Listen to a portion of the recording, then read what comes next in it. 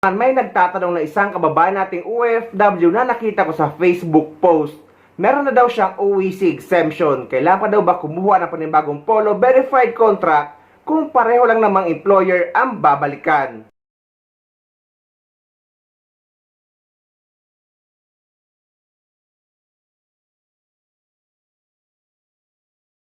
Ang sagot dito, kung isa ka ng dating documented OFW at pumunta ka sa ibang bansa na may dalang polo verified contract, OEC, o kaya naman pumunta ka sa ibang bansa na naka-visit visa at nag-employment visa sa ibang bansa. Ngunit nakapag-verify na ng kontrata noon at uuwi sa Pilipinas at babalik muli sa parehong employer at nakapag-acquire na ng OEC exemption. Ang sagot guys, hindi nyo na kailangan ng panibagong polo verified contract dahil nga documented OFW na kayo at may record na kayo sa DMW at meron na kayong OEC exemption. So yun lang ang gagawin nyo guys, kailangan nyo lang mag-acquire ng OEC exemption online. Pero kahit exempted kayo sa OEC at balik manggagawa kayo kapag uuwi kayo sa Pilipinas, ay sinasuggest ng mga Migrant Workers Office na lagi nyo dapat daladala ang inyong printed contract or ang valid contract nyo at ang inyong lumang contract verification just in case man hanapin ito sa immigration. Pero guys, hindi ko pa naranasan na hinanapan ako ng kontrata sa immigration, pero at least ay daladala nyo dapat ang kopya ng inyong kontrata dahil may mga immigration officer na hinahanap ito.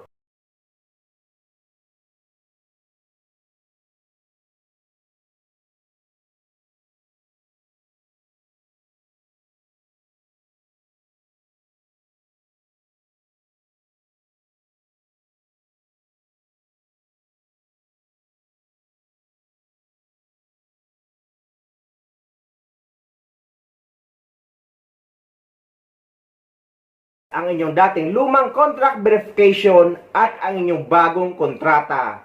Dapat lagi nyo itong daladala kapag uuwi kayo sa Pilipinas para sa inyong bakasyon. Magandang araw po sa lahat ng ating mga OFWs. Explain ko lang po at clarify ko lang po yung bagong advisory po natin. So napapansin po natin, ganito po yung itsura ng ating kontrata. So andyan po yung pangalan ng employer at yung ating pangalan at napapansin po natin 2 years po yung ating kontrata. So pag check po natin sa second page, nakalagay din po dyan yung petsa kung kailan po pinirmahan.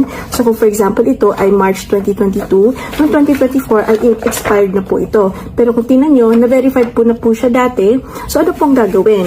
Kung uuwi po ako ngayong taon, gagawa lang po ako ng panibagong kontrata. So for example, ito po, same pa rin po ang employer, pero pirmahan ko pa rin po, hindi ko na po kailangang ipa-verify ito.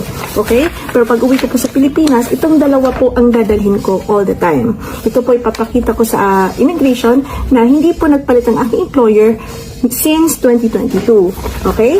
And then, para naman po sa mga workers na open contract or walang duration ng kanilang contract or indefinite, hindi na po kailangan mag-issue ng bagong kontrata. Kung kayo naman po ay balik manggagawa, online na po ito. Kung babalik po kayo sa inyong dating pinagtatrabahuhan, meron na pong tinatawag na OEC Exemption Certificate na inyo na pong makukuha sa sarili ninyong online account sa Department of Migrant Workers. Hindi nyo na po kailangang pumunta dito sa amin dahil dire-diretso po yung pagkuha ng OEC sa inyong online account.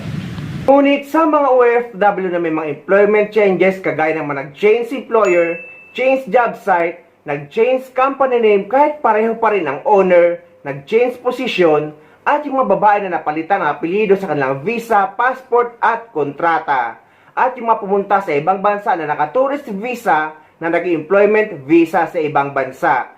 Required sila at kailangan talaga sila magpa-verify na kontrata sa polo office sa bansa kung saan sila nagtatrabaho para makakuha sila ng updated OEC sa POA sa Pilipinas at para hindi sila magkaproblema pabalik sa ibang bansa.